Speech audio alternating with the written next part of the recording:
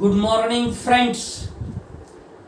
Last lecture 46 मध्ये जे दोन रिझल्ट आपण प्रूव्ह केले त्याच पद्धतीनं लेक्चर नंबर 47 मध्ये आपण दुसरे दोन रिझल्ट प्रूव्ह करणार आहोत. सेम प्रोसेस रिमार्क मध्ये दिलेले आहे. Proceeding as last lecture 46. We can obtain reduction formulae for integral sin raised to mx into cos nx dx and integral sin raised to mx into sin nx dx. तर पहिला करू आता result prove आपण. One number देऊ. We have integral sin raised to mx into cos nx dx. Integrating by पार्ट्सच करायचं आहे आपल्याला, वापरायचं आहे. First function sin raised to mx आणि second function cos nx. So which is equal to sin raised to mx into integration of cos nx dx is sin nx upon n minus derivative of sin raised to mx is m sin raised to m minus 1x into derivative of sin x is cos x into integration of cos nx dx is sin nx upon n into dx. So which is equal to sin raised to mx into sin nx upon n minus हा m आणि हा डिनॉमिनेटरचा n इंटेग्रलच्या आधी लिहिलं minus m upon n integral sin raised to m minus 1x into sin nx into cos x dx. मित्र हो, अशा टर्मची value काढायचं आपल्याला माहित आहे. त्यामुळे त्याची व्हॅल्यू येते which is equal to sin raised to mx into sin nx upon n minus m upon n integral sin raised to m minus 1x in bracket sin nx cos x ची value sin in bracket n minus 1 into x ब्रॅकेटच्या बाहेर plus cos nx sin x bracket complete ब्रॅकेटच्या बाहेर dx. कसं आलं होय consider करायचं sin nx minus x because sin nx minus x sin a minus b चा फॉर्म्युला माहिती आहे तुम्हाला. sin a cos b minus cos a sin b म्हणजे sin nx into cos x minus cos nx into sin x. याच्यावरून आपल्याला पाहिजे होती value sin nx into cos x ची, म्हणजे काय मिळेल sin in bracket nx minus x plus cos nx into sin x, right, जे की आपण इथे लिहिलेलं आहे. So which is equal to sin raised to mx into sin nx upon n minus m upon n multiply करायचं आता integral sin raised to m minus 1x into sin in bracket n minus 1 ब्रॅकेटच्या बाहेर x dx. दुसरी term minus m upon n integral हा sin x आणि हा sin raised to m minus 1x म्हणजे integral sin raised to mx into cos nx dx. आता या टर्मला जर आपण लेफ्टला नेलं आणि integral sin raised to mx into sin raised to mx into cos nx dx जर कॉमन काढलं तर काय होईल हो, हे 1 plus m upon n bracket complete ब्रॅकेटच्या बाहेर integral sin mx into cos nx dx which is equal to cross multiplication करा m plus n upon n bracket मध्ये integral sin raised to mx into cos nx dx which is equal to right hand साइडला sin mx into sin nx upon n minus m upon n integral sin raised to m minus 1x into sin in bracket n minus 1 into x dx. आता डिनॉमिनेटरला लेफ्टला बी n आहे, राईटच्या दोन्ही टर्मला n आहे, त्याच्यामुळे denominator n will be cancel आणि numerator जे m plus n आहे त्याला hence integral sin mx cos nx which is integral sin mx cos nx dx which is equal to sin raised to mx sin nx upon m plus n. minus m upon m plus n integral sin raised to m minus 1x into sin in bracket n minus 1 bracket complete bracket च्या बाहेर x dx. And this is the required reduction formula for integral sin raised to mx into cos nx dx. Next दुसरा result आपल्याला कुठला prove करायचा आहे तर integral sine raise to mx into sine nx dx. म्हणून we have integral sine raise to mx into sine nx dx. First function आपण sine raise to mx use करणार आहोत. So which is equal to sine raise to mx integration of sin nx dx is minus cos nx upon n minus integral derivative of sin raised to mx is m sin raised to m minus 1x into derivative of sin x is cos x into integration of sin nx dx is minus cos nx upon n dx. So which is equal to minus sin raised to mx into cos nx upon n. हा minus आणि हा minus झाला plus, हा m आणि हा डिनॉमिनेटरचा n बाहेर घेतला, m upon n integral sine raise to m minus 1x into cos nx cos x dx. आता cos nx cos x ची आपल्याला व्हॅल्यू काढायची आहे. So which is equal to minus sine raise to mx into cos nx upon n plus m upon n integral sine raise to m minus 1x in bracket cos in bracket n minus 1 bracket च्या बाहेर x minus sin nx cos sin nx sin x bracket complete bracket च्या बाहेर dx. कसा आला हो हे बघा, cos n minus 1x म्हणजे त्याला आपण लिहू शकतो cos in bracket n x minus x. याला कन्सिडर केलं cos a minus b चा फॉर्म्युला वापरला, cos a cos b plus sin a sin b म्हणजेच cos nx into cos x plus sin nx into sin x. मग आपल्याला value कशाची पाहिजे cos nx into cos x ची.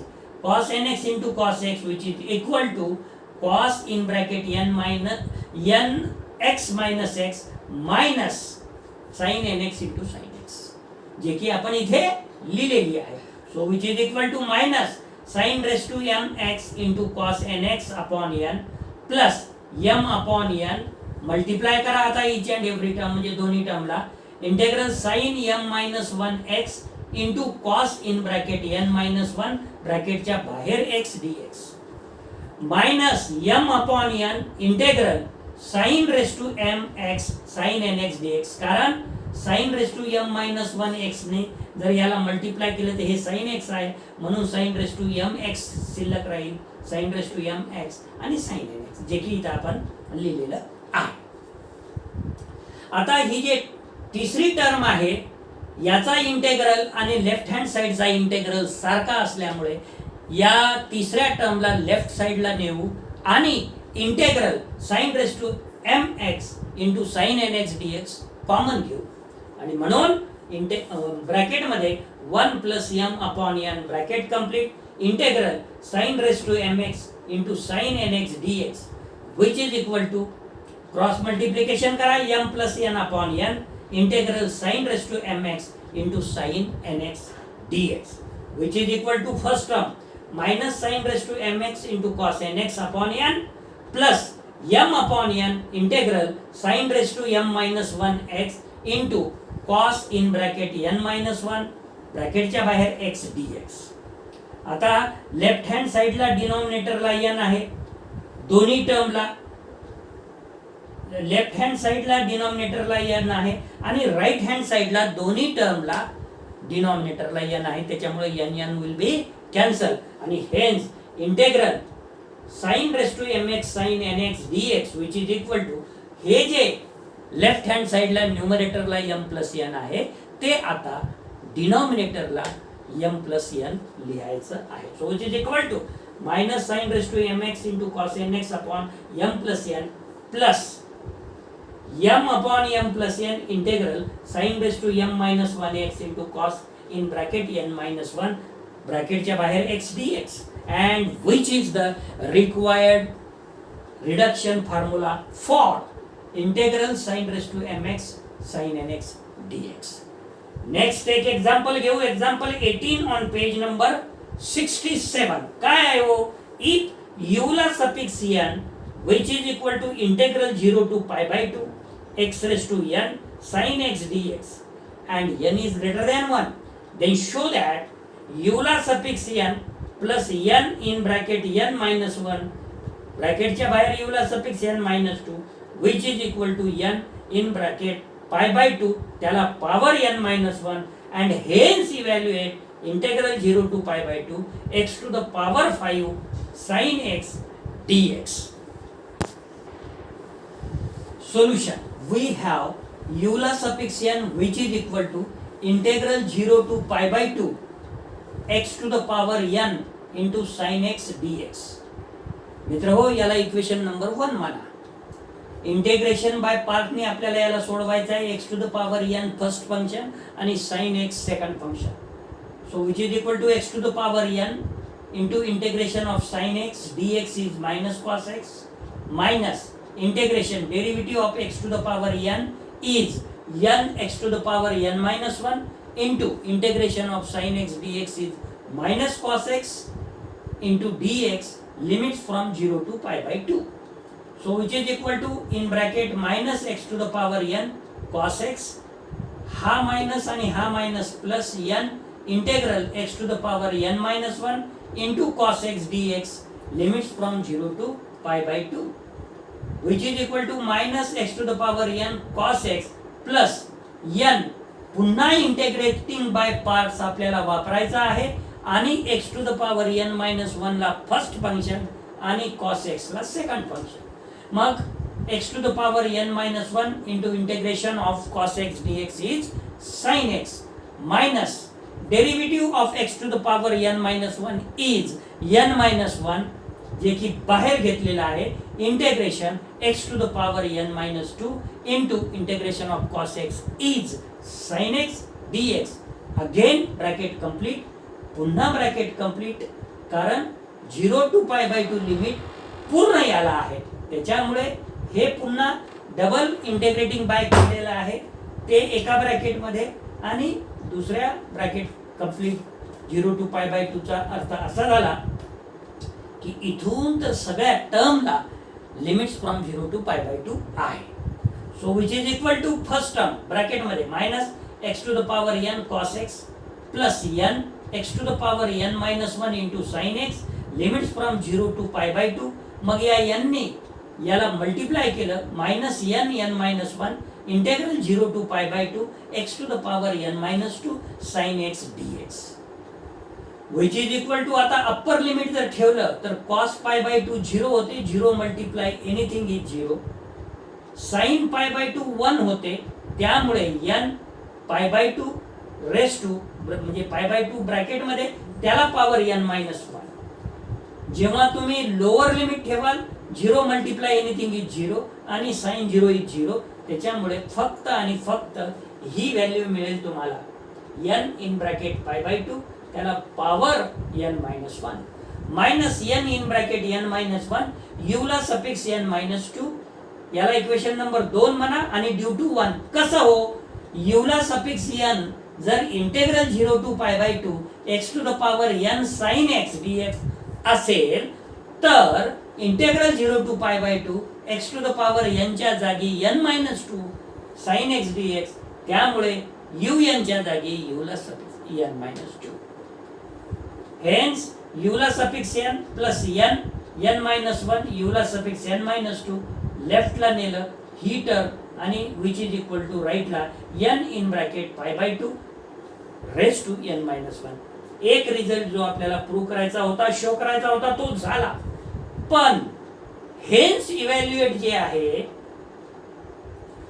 Integral 0 to pi by 2 x to the power n sin x dx याच्यामध्ये आपल्याला 0 which is equal to 0 to pi by 2 x to the power 5 sin x dx म्हणजे n ची किंमत 5 substitute करायची आहे आणि ते कोणत्या याच्यामध्ये इक्वेशन सेकंड मध्ये. सेकंडचा लेफ्ट काय आहे 0 to pi by 2 x to the power n sin x dx हे सेकंडचा लेफ्ट, त्याच्यामध्ये आपण जर n इज इक्वल टू 5 ठेवलं तर 0 to pi by 2 x to the power 5 sin x dx मिळेल, जे की आपल्याला इव्हॅल्युएट करायचं आहे.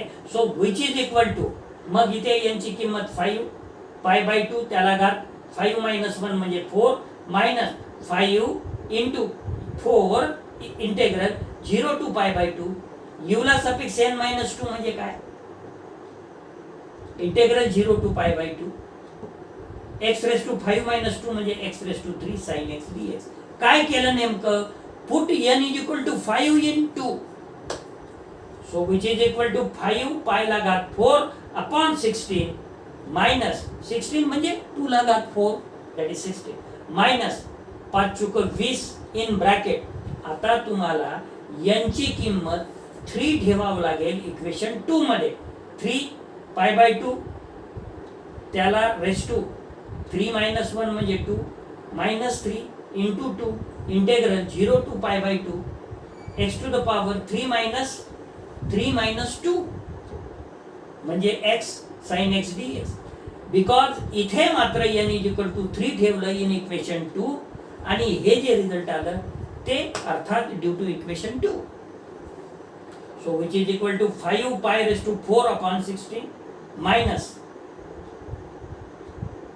20 मल्टीप्लाय 3 इज 60, 60 डिवायडेड बाय 4, 2 चा वर्ग 4 म्हणजे 15 आणि हा पायचा वर्ग minus minus plus 20 into 6 120 in bracket.